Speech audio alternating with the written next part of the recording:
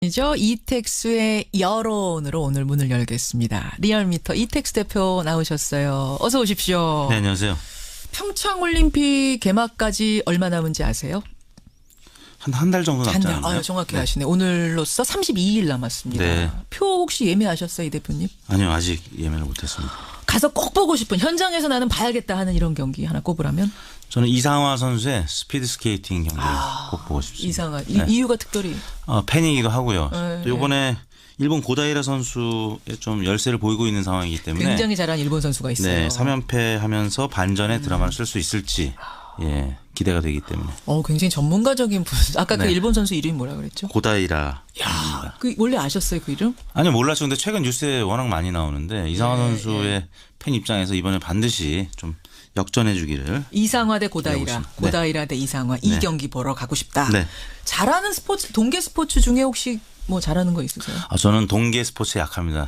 다만 이제 스케이트보다는 예. 스키를 조금 스키. 덜 넘어지는 편입니다.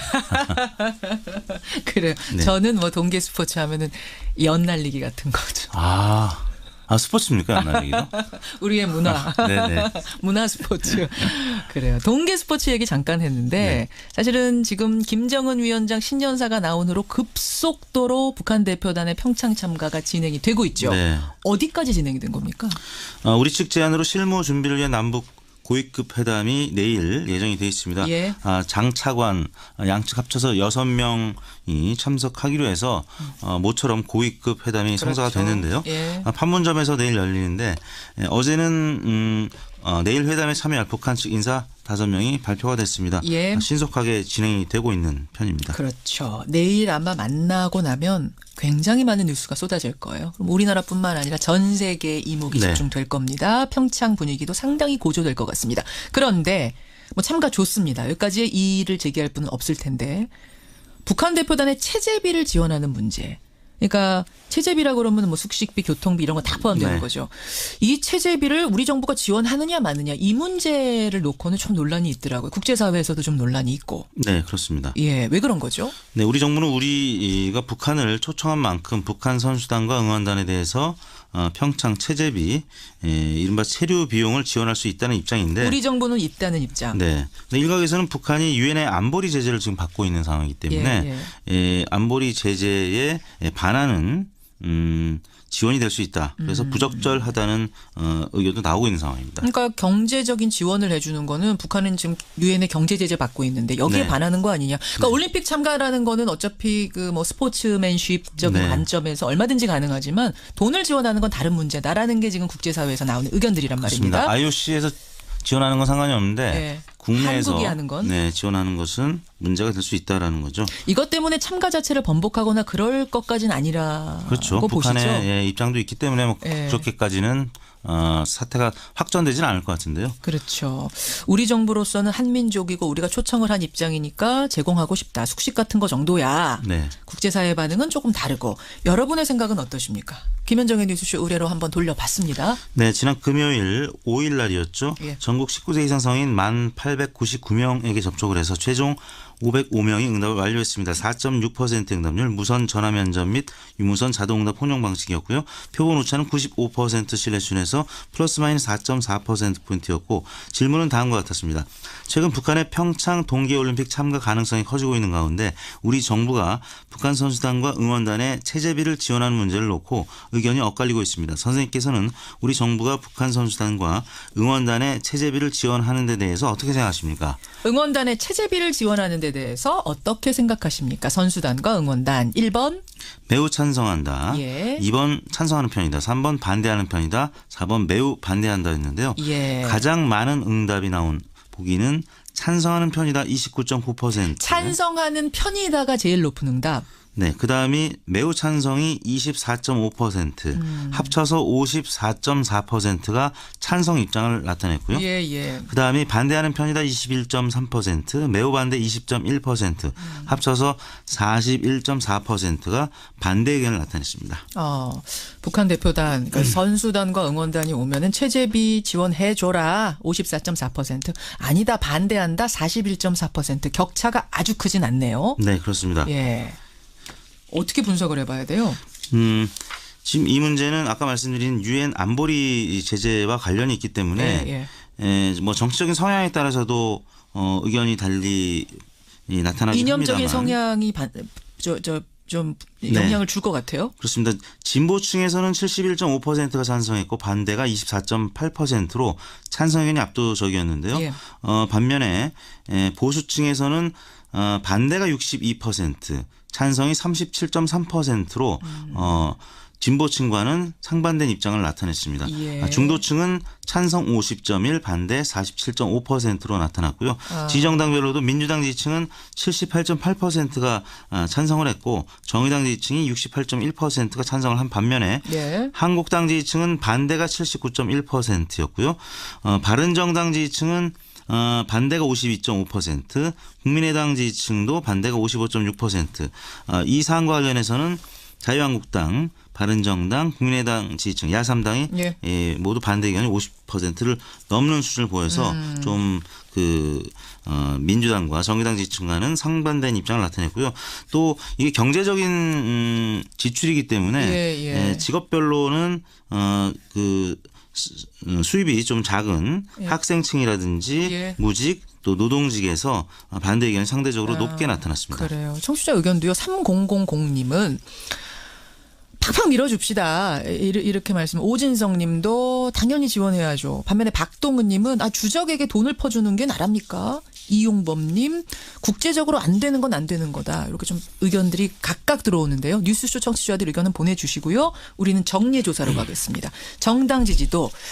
저는 이번 주 정당 지지도 조사 결과가 어떻게 나왔을지가 상당히 궁금해요. 왜냐하면 이번에 좀 다르게 하셨다면서요. 국민의당 바른정당 이 통합당이 하나 탄생하고 또 그 반대파가 모여서 만든 신당이 하나 탄생했다. 이렇게 상정을 하고 돌려보셨다면서요.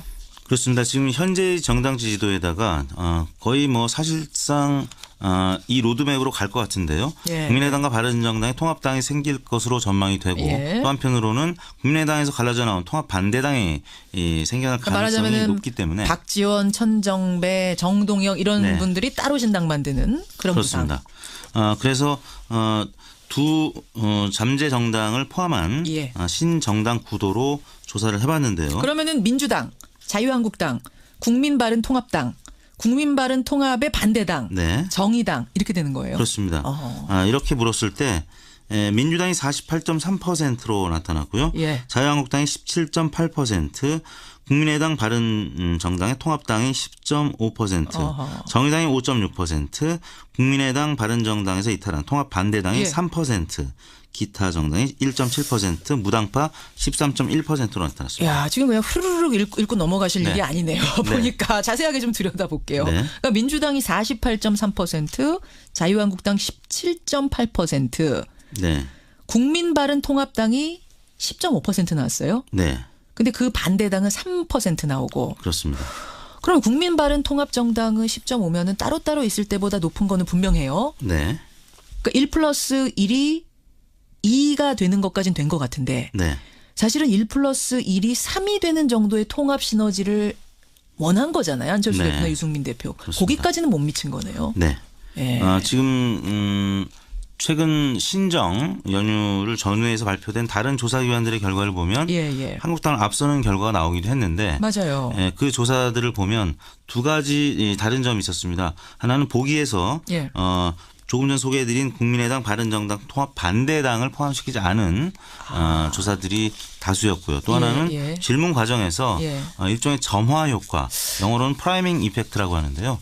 그 질문 문항에 국민의당과 바른정당의 통합 과정에 대한 설명이 있었던 조사들은 한국당보다 바른 또 국민 통합 정당의 지지율이 높게 나타나는 사실은 제가 이 질문을 지금 드리려고 하던 참이었어요. 그러니까 갤럽이 조사했던가요? 갤럽과 리서치앤리서치와 코리아 리서치가 한국당을 앞서는 통합 신당 결과가 나왔습니다. 그러니까 국민의당하고 바른정당이 합하면 자유한국당을 넘어선다 정도가 꽤 많이 나왔기 때문에 야 이거는 통합할 만하네라는 게 지금까지 이제 통합 파들의 주장 아니었습니까? 그걸 네. 뒷받침하는 조사였는데 리얼미터 조사 그냥 1+1은 2 정도가 나왔단 말이에요. 네. 그게 이유가 점화 효과다. 네, 그렇습니다. 그러면 왜 국민의당과 바른정당이 이래 해서 이렇게 통합을 합니다라는 설명을 넣은 것과 안 넣은 게 왜 차이가 나는 거예요?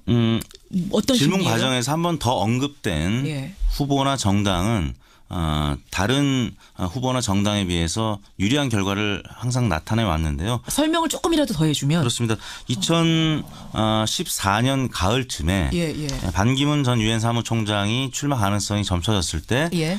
이런 식으로 질문 과정에서 반기문 총장을 한번 언급하고 질문한 조사와 예. 그렇지 않고 그냥 원오브댐으로 아하. 질문 과정에서 언급하지 않고 질문했을 때는 거의 2배 이상 차이가 났습니다. 2배. 그러니까 질문하면서 여러분, 자 대통령은 누구 뽑으시겠습니까? 지금까지 반기문은 이래 해서 출마한다고 합니다라는 걸 넣은 것과 네. 안 넣고 누구 뽑으시겠습니까? 하고 1번 누구, 2번 누구, 3번 반기문 이렇게 하는 네네. 2배 차이가 나요. 가령 정봉주 전 의원이 서울시장 출마 가능성을 시사하지 않았습니까? 예. 근데 저희가 만약에 내일 조사할 때 정봉주 전 의원이 복권이 돼서 서울시장에 출마 가능성이 보도가 되고 있습니다. 다음 후보 중 누구를 지시하시겠습니까? 하고 정봉주, 박원순 이렇게 물어진다면 차이가 날 거다. 정봉주 의원이 다른 후보에 비해서 한 2배 이상 높게 나타날 수가 있습니다. 이걸 지금 뭐라고 하셨죠? 전문 용어로? 점화 효과. 점화 효과, 예, 프라이밍 priming 이펙트. effect. 네. 요거 하나 배웠네요. 네. 이야, 이게 굉장한 거네요. 그렇습니다. 그래서 일반 개인 후보들을 상대로 한 조사에서는 이 조사 설문을 선관위에 이틀 전에 신고하면 아마 못하게 할 겁니다. 근데 정당 조사에 있어서는 아직까지는 이견을 제시하는 정당이 없었기 때문에 넘어왔는데 만약에 이걸 한국당이라든지 민주당에서 선관위에 문제 제기를 한다면 이 논란이 다시 법률적인 부분으로 확전될 수가 있을 것 같습니다. 예, 리얼미터 조사는 설명 없이 담백하게 그냥 보기가 나갔던 조사라는 거 요거 설명을 드리고요. 시간이 많이 갔네요. 문재인 대통령 국정 운영에 대한 평가, 문재인 대통령 지지도 짧게 하고 가죠.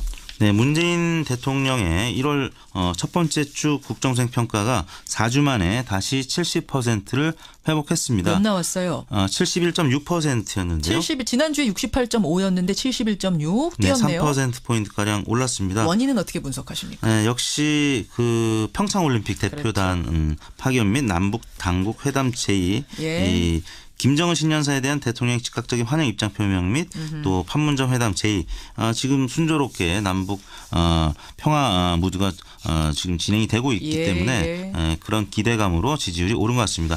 이번 조사는 지난 화요일부터 금요일까지 2일부터 5일까지였습니다. 나흘 동안 전국 19세 이상 유권자 35,425명의 통화를 시도해서 최종 2,010명의 응답을 완료했습니다. 5.7%의 응답률. 조사 방법은 같았고요. 표본 오차는 95% 신뢰 수준에서 플러스 마이너스 2.2%포인트였습니다. 예, 여기까지 오늘의 여론 이택스 대표 수고하셨습니다.